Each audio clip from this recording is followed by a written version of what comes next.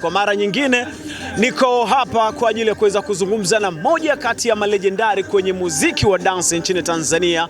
Kitaaluma pia ni mtangazaji ambaye amekuwa akifanya kazi kwenye radio na leo yuko Kahama kwa ajili ya kuweza kuperform hapa The Magic 101. Jose Mara. Bwana vipi ndugu yangu? Shwari mkubwa. Habari hapa na shwari, habari za Kahama ndugu yangu. Safi, unajisikiaje mtangazaji unapokuwa unahojiwa?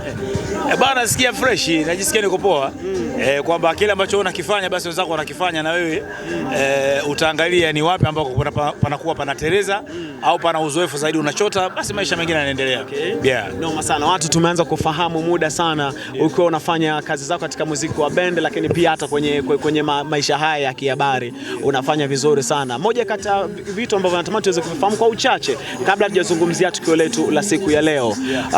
Kuna mdau mmoja aliwahi kuzungumza kwamba baa zimechangia kwa kiasi kikubwa kuua muziki wa band, kwa maana ya kwamba msanii wa muziki wa band anaweza kuwekeza nguvu kubwa sana, lakini mwisho wa siku unakuta msanii huyu wa band anaenda kuonwa ama watu wanaenda kumuona kwa kulipia bia tu. Kwa hiyo inakuwa inashusha thamani ya muziki wa band. Hili unalizungumziaje? Kila mtu anakuwa ana maoni yake kwenye swala hili, lakini ni ukweli usiopingika kwamba muziki wa dansi umekosa support, na support hii ilishawahi kutokea before na imejirudia tena. Ilichukua muda mrefu sana kwa sababu hata mimi mwenyewe nilikuta muziki unapigwa kiingilio kinywaji, alafu ukabadilika ikawa kiingilio watu wanalipia fedha, na ikawa imekaa kwa muda mrefu sana mpaka Twanga wakaja akatoa album zao, Muumini akaja, Alichoki, Maremba za Story, Mwenyezi Mungu wa mrehemu, Ngwasu FM Academia, Pamo Sound, Chuchu Sound, kwa hiyo zilibuka bendi nyingi sana. Alafu ikatokea mfumo wa redio hizi zikabadilika kutoka kwenye menu analog kule kuja kwenye digital. Kwa hiyo kukawa kuna limitation ya muda. Alafu na hizi redio zikawa zinafanya biashara sasa. Redio zinashughulika na masuala time way, biashara zaidi. Kwa hiyo sasa muziki wa bendi ukawa na dakika 8, dakika 9. Mmiliki wa redio akiangalia anaona kwamba nyimbo yako ni dakika 9 na kuna mwingine ambaye anauza dakika moja kwa 400,000, 500,000, unaona? Akipiga mahesabu aona pale kuna karibu milioni 4, milioni 5, alafu inapotea tu hivi. Kwa hiyo muziki wa dansi uliathirika baada ya mifumo kubadilika, mifumo ya digital. Kwa hiyo wanamuziki nao sasa wa dansi tulikuwa hatupo tayari. Pindi tunapokuja kushtuka, soko limeshageuka. Sasa mtu huwezi kulala njaa. Anapokuja mtu wa baa, anapokuja anakubaliana na wewe, anakulipa. Watu wanaangalia maisha ili kuangalia mbadala mwingine, kwa sababu tutasema kwamba sipigi, sifanyi show mpaka nisubiri show kubwa. Vipi kuhusiana na maisha? Kwa hiyo hapo sasa ndio inakuwa kwamba wito wangu wana muziki wa dance, yaani kwa fedha ambazo wanazipata watakiwa lazima wawekeze, lazima wazungushe. Pindi inapotokea economic crisis kama hizi, kuna vitu vinakuwa yale mashimo yanakuwa yanafunikwa. Unaona? Kwa hiyo tunakubaliana kwa pamoja kwamba radio zimechangia kwa asilimia kubwa kuua ama kushusha makali muziki wa dance. Radio zimefanya biashara zao. Radio zimefanya pati yake. Yaani radio imeamua kufanya biashara yenyewe ya radio. Muziki wa dance ulikuwa unapata support kwenye radio. Kwa sababu mwisho wa siku mwanamuziki wa dance kulipia airtime ili kazi yake ifanyike kwa ukubwa huo, tutadanganyana. Kwa hiyo mwisho wa siku labda kuomba tu media kama ilikuwa na vipindi vile vya dance ambavyo vilikuwa katika ukubwa zaidi. Ukisikiza redio nyingi zilikuwa na vipindi vya dance kuanzia Jumatatu mpaka Jumanne. Sasa hivi hakuna. Yaani sasa hivi utakuta kwa wiki kipindi kimoja. Alafu usiku. Yaani usiku wenyewe wa kutafuta kimawagawaga. Unaona? Kwa hiyo biashara yote ile inahitaji promotion. Sisi wengine tujazaliwa, kuna bidhaa za vinywaji zilikuwepo kabla, mpaka leo wanazifanya promotion. Unaona?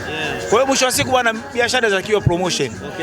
Moja kati ya timu ambayo iliwahi kupata fan base kubwa na ikakubalika sana, bendi ambayo iliwahi kukubalika sana ni pamoja na Mapacha Watatu. Ukiwa wewe ni moja kati ya timu ile. Na sasa hivi tunaona kuna Mapacha Classic Band. Zina tofauti gani hizi mbili? Ni Mapacha Music Band. Mapacha Music Band ambayo sasa mimi nilitoa baada ya kuona Mapacha Watatu wale wasisi wamefanya nini? Wamejengua. Na mimi nilikuwa nimeweka nadhiri kwamba lazima muziki wa dance ni upambanie. Nilichoka kwa masuala ya kuajiriwa. Muziki wa kuajiriwa una changamoto nyingi sana. Tukianza kuzungumza hapa tutakaa mpaka kesho. Kwa hiyo mimi nikaamua tu niendelee na ule msimamo wangu na ndio nimesimama nao mpaka leo, mpaka leo. Kwa hiyo ni watu ambao tunasimamia katika kile ambacho tunakiahidi. Yani usifanye siasa kwenye muziki, mwisho wa siku na maisha ya watu bwana. Sure kabisa. Sasa hivi unafanya kazi kwenye radio pia, ambapo tunaona sasa hivi mamlaka bwana, masuala ya ithibati ni moja kati ya jambo ambalo serikali inalizungumzia sana kwenda kwa waandishi wa habari, na baadhi yao wamekuwa wakisema ni jambo zuri, lakini baadhi yao vijana wengine ambao pengine hawana vigezo vile wamekuwa wakilalamika kwamba huenda ile inaenda kuwaumiza wao, wengine wana talent na vitu vingine kama hivi. Wewe unazungumziaje kwenye ile? Kwanza tuheshimu mamlaka, tuheshimu mamlaka. Ile ni sheria ambayo ilikuwa imependekezwa toka 2016, watu wakapewa nafasi wasome, lakini unavyoona kwamba siku zinakwenda, miaka inasogea, vitu havifanyiki. Kwa hiyo kuna wale ambao walisoma wakamaliza, wakaendelea na kazi, wakapata utaratibu, na kuna wengine tulishia katikati, lakini tunaendelea. Na Mwenyezi Mungu akisaidia tukimaliza turudi kazini. Lakini pia serikali kama itaona kama alivyozungumza kuhusiana na watu ambao wana vipaji, watu ambao hawajawahi kufanya makosa, watu ambao hawajawahi kufanya kuvunja sheria, TCRA hawajawahi kuwapa barua wala kuwakataza. Kuna watu wana nguvu pia ushawishi. Kuna waandishi wakubwa kama kina Maulidi Kitenge, wakina Mausudi Kipanya, wakina Zembwela, wakina Siza. Wapo watu wengi sana. Nchi kama nchi vipaji vingi vimekaa, viko benchi sasa hivi. Kwa hiyo mimi naamini kwa serikali tulivu wa Dr. Samia Suluhu Hassan, kama mzazi, kama mama, tena tukiwa tumepewa waziri mzuri kabisa wa habari, Mheshimiwa Paul Makonda, na yeye anajua kabisa. Na yeye anajua kabisa. Huwezi kujua nini kitafanyika, na nafikiri kwenye hili watu wengi wamempelekea mapendekezo. Kama itaona inaswihi, inafaa, basi wanaweza kaangalia namna gani wa kulichakata. Wale ambao wanaona kabisa wana vipaji vyao na hawana shida, basi wanaweza wakaendelea kazi zao. So nataka tuweze kuzungumzia Sebeneka Doze siku ya leo. Hii si mara yako ya kwanza kuja Kahama. Nilikuja Kahama, lakini sikuja kwenye masuala haya ya performance.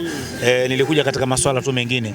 Kahama nimekuja kwenye masuala ya muziki kwa maana ya performance rasmi ni kwa kipindi hiki, siku ya leo ya Alhamisi hapa ndani ya The Magic 101, na wamefungua Doze.